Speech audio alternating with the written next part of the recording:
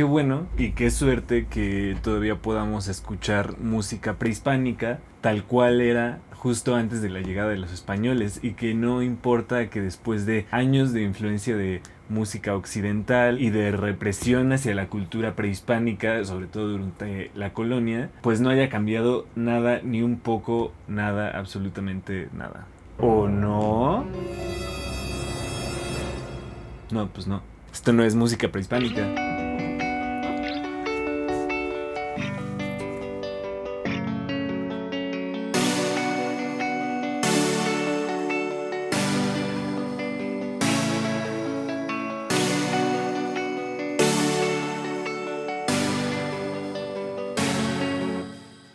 Entonces, ¿qué es esto? Pues es básicamente cómo creemos que era la música prehispánica. Para ir muy directo al punto, no sabemos cómo sonaba. ¿Por qué no se sabe cómo era? Pues porque simplemente no hay registro. Cuando los españoles llegaron, no es que hayan procurado conservar todas las tradiciones y la música prehispánica. Además de que ellos todavía no tenían el sistema de notación que hoy se tiene. Entonces tampoco podían plasmarlo tan igual. Y los grupos indígenas americanos tampoco tenían los mejores sistemas de escritura en comparación con el que tenemos hoy en día. Pero ¿por qué creemos que era así? Como ya saben, todas las nociones que tenemos de cómo era la música prehispánica, pues primero les voy a contar un poquito sobre qué era la música prehispánica. Básicamente la música prehispánica o precolonial también le llaman, es la música que existía en toda América antes de la llegada de los europeos, ya saben, desde Alaska hasta Tierra del Fuego en Argentina. Antes se creía que había como 13 millones de indígenas viviendo aquí, pero estudios recientes ponen la cifra más cerca de 100 millones. Literalmente miles de grupos con miles de lenguas y miles de expresiones culturales, como la música, ¿no? Cada uno tenía su propia música. Entonces,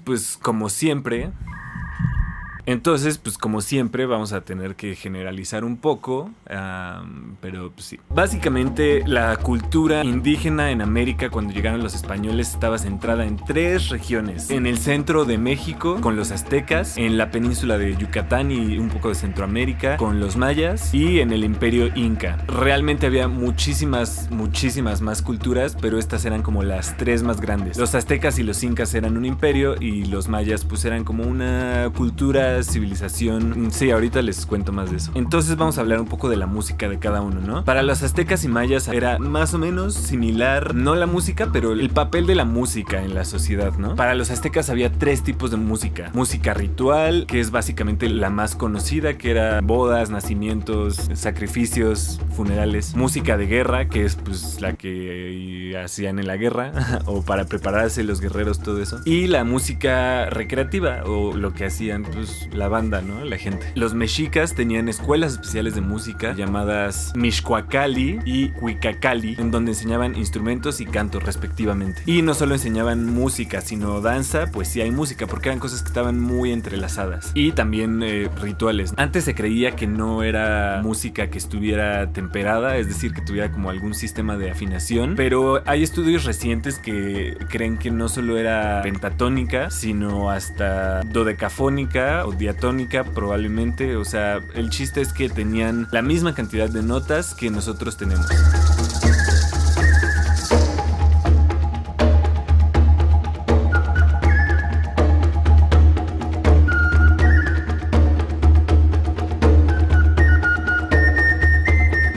O sea, por ejemplo, aquí tengo una flautita que compré en, no sé, en algún lado. Esta flautita tiene 6 hoyos, pero las flautas que han encontrado los arqueólogos tenían 5, entonces dijeron, entonces tenía 5 notas. Pero realmente se pueden poner más de 5 notas con combinaciones de dedos como...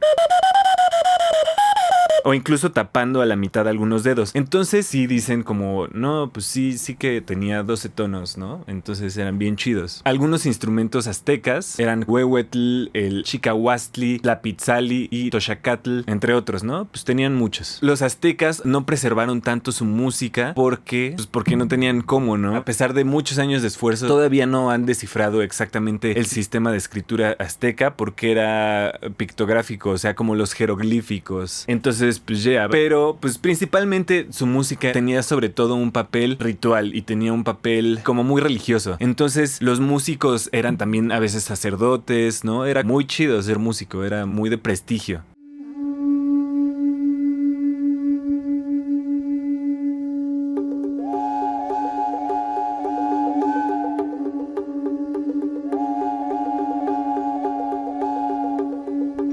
La música maya tenía un papel similar en su cultura porque eran civilizaciones que, si bien no eran las mismas, había intercambio de información entre ellas, estaban relativamente cerca, ¿no? Los mayas no eran un imperio. Yo siempre pienso en los mayas más como, por ejemplo, los griegos, como ciudades-estado que estaban cerca y que compartían un idioma y una cultura, pero no forzosamente un gobierno central o un sistema político. Y a la llegada de los españoles, ya los mayas estaban en declive, todavía existía la cultura, y de hecho hasta el día de hoy todavía existe la cultura maya y existe gente que habla maya y todo, pero ya no tenían como las grandes ciudades que habían tenido en algún momento, ¿no? Entonces, pues obviamente todas estas pequeñas ciudades y toda esta civilización estaba mucho más a merced de la influencia azteca. Los aztecas nunca conquistaron esas zonas, pero sí que había comercio entre ellos, intercambio de información y todo eso. Y había habido por muchísimos años, desde los mayas con culturas anteriores a los aztecas, porque los mayas eran más viejos que los aztecas. Entonces, pues tenía un papel la música relativamente similar, como ritual y religioso. Los mayas tenían un sistema de escritura más avanzado que los aztecas, porque ahora se sabe que su sistema de escritura era silábico, como por ejemplo algunos alfabetos del japonés. Pero pues todavía no se ha descubierto ningún códice ni ninguna, pues nada. Aunque hay muchos más avances de la escritura maya que de la escritura azteca en cuanto a descifrarlo, pues tampoco hemos encontrado nada de música y no sabemos si va a haber. Pero por ejemplo, sí se sabe que la música maya tenía muchas más notas que la música azteca y que la música que tenemos hoy en día. Hay algunos estimados que dicen que tenían hasta 600 notas. Entonces, pues eran muchas notas. También se sabe que cada dios maya poseía su propia fecha específica de celebración y su propia música, su propio tema, como el de Batman o como el de cada Avenger, ¿no? Pues así eran los dioses mayas, como los Avengers, porque tenían superpoderes y su propio tema musical.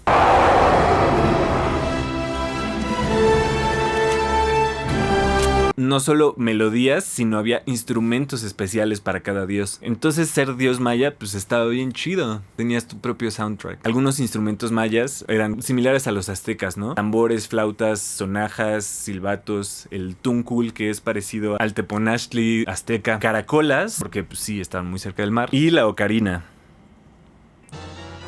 como la de Zelda. Sí, el instrumento musical maya más famoso llegó hasta un juego de Nintendo. Y ahora obviamente todos escuchan ocarina y piensan en Zelda, pero pues es un instrumento maya. Quizás algunas personas realmente conocen la naturaleza de la tierra, de la Pachamama, pero hasta el momento yo no conozco un hombre que conociera a la tierra como conocieron mis ancestros. Ellos conocían a la perfección.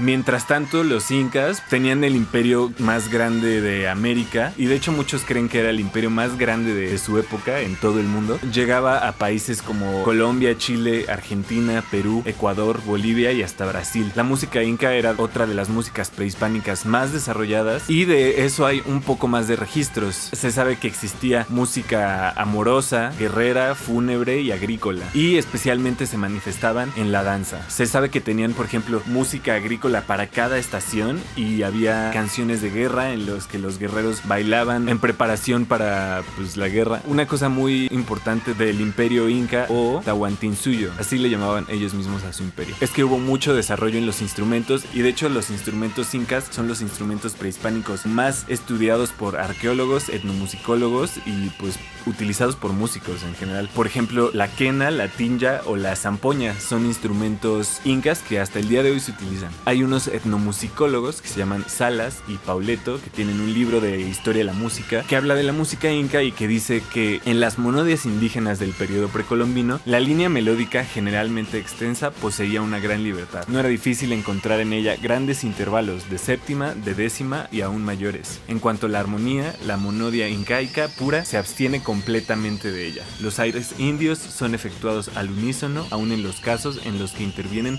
muchos instrumentos o individuos cantantes. O sea, básicamente que no importa si tenías 100 instrumentos, cuando tocaban todos iban a tocar lo mismo. A diferencia de lo que, por ejemplo, hoy se cree de la música azteca, que era polifónica. Hay algunas formas incas de música que se han conservado hasta el día de hoy, o eso se cree, como por ejemplo el jarawi, que es una canción de amor, trillataki, que es la canción de la trilla, o sea, de cuando separan el grano de la paja, o el huayno, que era canción para bailar, aunque unos creen que el huayno es colonial, pero pues otros no. Y pues sí, los incas tampoco tampoco fueron tan buenos conservando su música porque no tenían de hecho ellos sistema de escritura, tenían un sistema que se llamaba quipus, que eran como cuerdas en los que tú ponías otras cuerdas y nudos, cuerdas de diferentes colores y de diferentes tamaños y nudos diferentes, y con eso registrabas como la historia y eventos históricos, ¿no? Y podían ser muy complejos, pero no eran lo mejor para escribir música, entonces pues tampoco se conservó tan chido. Fuera de esto, obviamente había muchos otros pueblos y muchos otros grupos indígenas que tenían sus propias tradiciones musicales. En lo que hoy es Estados Unidos, Canadá y el norte de México,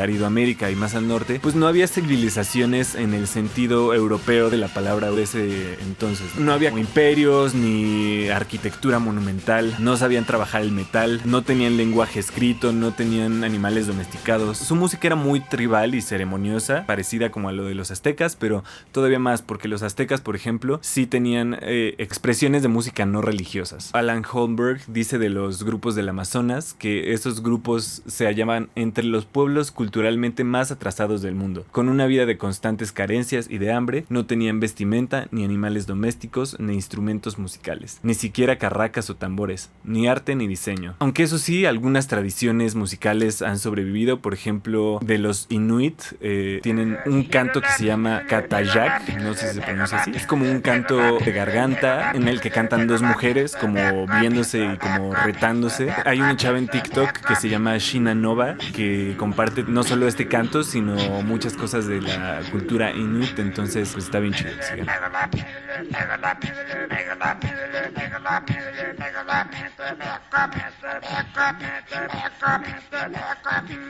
Regresando a lo primero, ¿por qué no se conservaron las tradiciones musicales indígenas? Pues básicamente europeos. Cuando los europeos llegaron, pues pasaron muchísimas cosas, ¿no? Por ejemplo, los ingleses totalmente aniquilaron a los nativos americanos y junto con ellos pues también su música. Los españoles, si bien fueron un poco mejores, tampoco fueron increíbles. Y pues sí, también hubo mestizaje, tanto de personas como cultural. Eso incluye la música. La muerte de indígenas tuvo muchísimos factores. Los europeos eran increíblemente violentos hacia los indígenas, sobre todo en los primeros años de la conquista. Enfermedades como viruela y sarampión mataron cerca de 8 de 10 indígenas. Hay algunos estudios que dicen que en el centro de México, en 1518, había 25 millones de indígenas y un siglo después había nada más 700,000, 97% menos, entonces casi todos. Bartolomé de las Casas, en su libro Historia de las Indias, dice que por un cristiano que los indios matasen, habían los cristianos de matar 100 indios. Entonces, pues sí, no les fue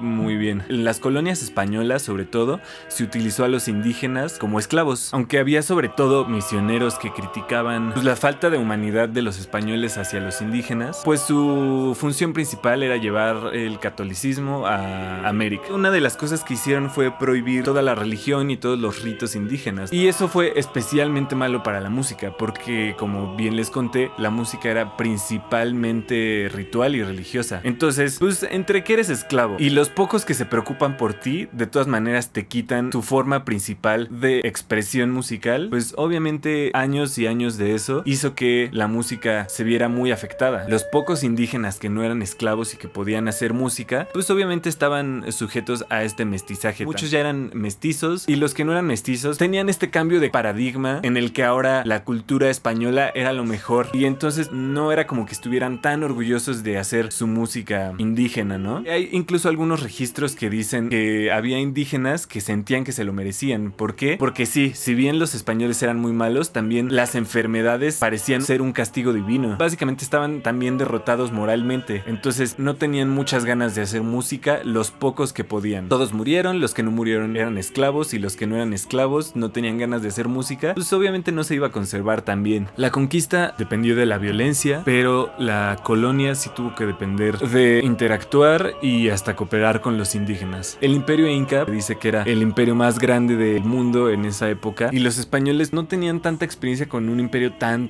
grande. Cuando los incas ya eran unos super maestros del imperio pues inca, ¿no? Entonces para sostener la colonia colonia tenían que depender de pues mano de obra indígena, sus caminos, puentes, toda su infraestructura. Algunos indígenas tuvieron la oportunidad de hacer música, pero cualquier música pues obviamente no, música pues católica. No es que no pudieran hacer más música, pero en general la educación musical laica no estaba al alcance de todas las personas, ni siquiera si eras español. Apenas estaban como en el barroco, entonces pues sí. En 1524 Fray Pedro de Gante abrió la primera escuela de música en América, la Escuela de Música de Texcoco, y los españoles se impresionaron mucho con las habilidades de los indígenas con la música. Y hay algunas piezas musicales que siguen el contrapunto barroco, pero cuentan ya con una clara influencia indígena. Por ejemplo, hay unas piezas de Hernando Franco que se llaman In Ilhuicac Chi Sihuapile y Dios Itlatzon Nantzine, que sí, es música católica, pero además está en náhuatl, ¿no? Y tiene un poco de influencia indígena.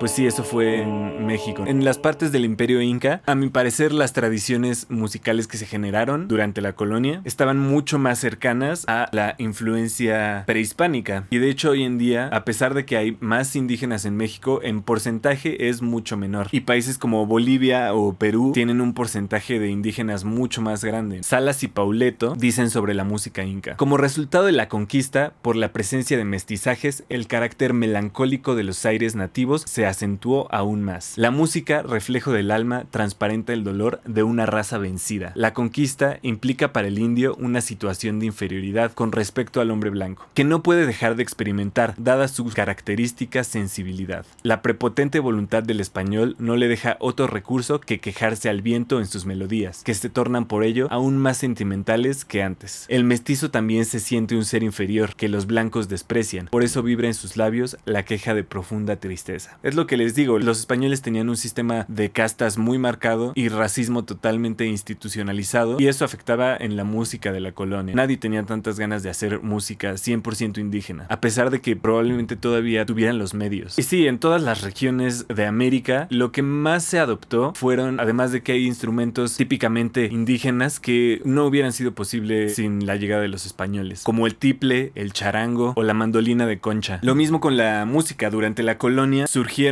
tradiciones musicales que, si bien pues sí tenían mucha influencia española, también tenían influencia indígena y africana, y es así como más o menos sabemos que era la música indígena, porque sabemos cómo sonaba la música española, sabemos cómo sonaba la música africana y sabemos cómo suena la música de hoy en día. Entonces, si le restamos los componentes africano y español, nos quedamos con una idea de cómo podría haber sonado la música indígena. Y sí hay mucha influencia de música africana en México, aunque muchos creen que no, porque muchos creen que ni siquiera había africanos en México. Pero bueno, esa es otra historia. Probablemente debería de hacer un video de la influencia de la música africana en México. Hay algunas tradiciones musicales muy interesantes que, a mi parecer, se conservan todavía muy indígenas. En México, todos los sones tienen mucha influencia indígena, pero hay dos específicamente que me gustan mucho. Uno se llama son de concheros, que es del centro de México. En el Estado de México aún se practica el antiguo ritual de los concheros, lazo de unión del México moderno con su pasado.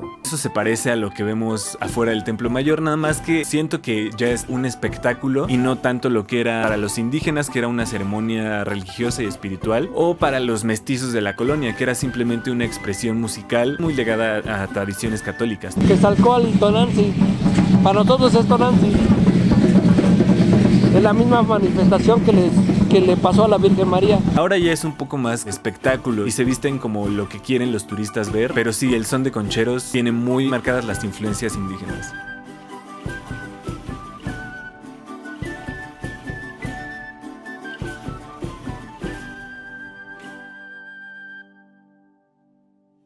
El son de los tamborileros de Tabasco también surgió cuando llegaron los esclavos a Tabasco y juntaron algunos instrumentos africanos con ritmos indígenas e instrumentos indígenas, y pues un poco la alegría característica de esta música africana, y es otro son que a mi parecer tiene muchas influencias indígenas muy notorias.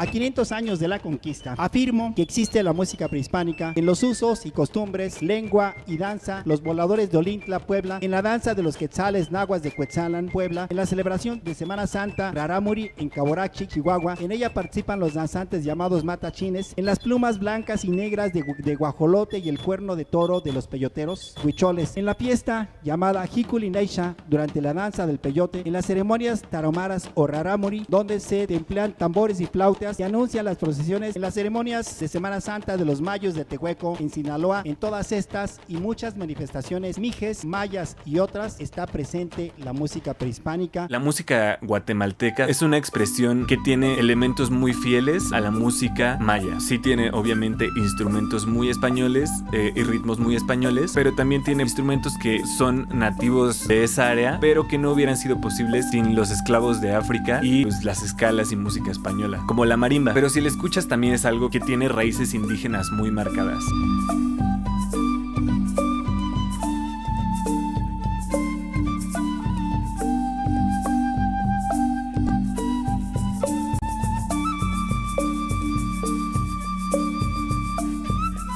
En general, toda la música andina es música que tiene muy marcadas y es muy evidente la influencia indígena. ¿Por qué? Pues porque, como les conté, en toda esa área del Imperio Inca dependieron de los indígenas de una manera mucho más cercana. Entonces ahí se pudo conservar pues un poco más, especialmente pues sí, como dije, los instrumentos.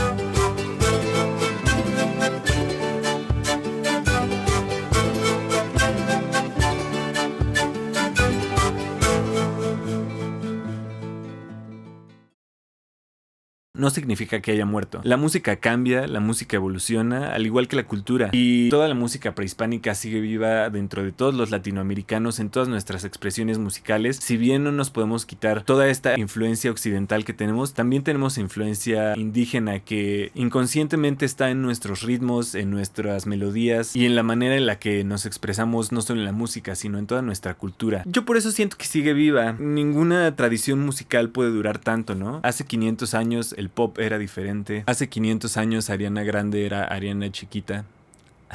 Qué tonto.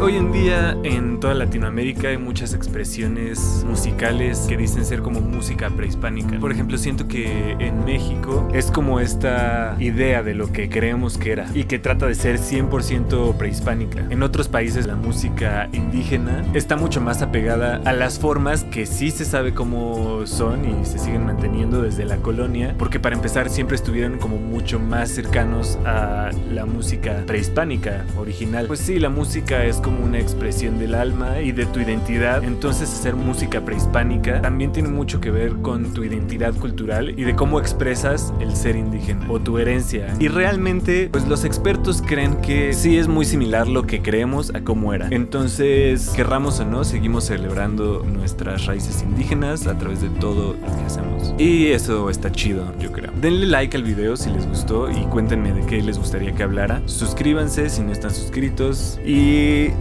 ya, pues nos vemos después.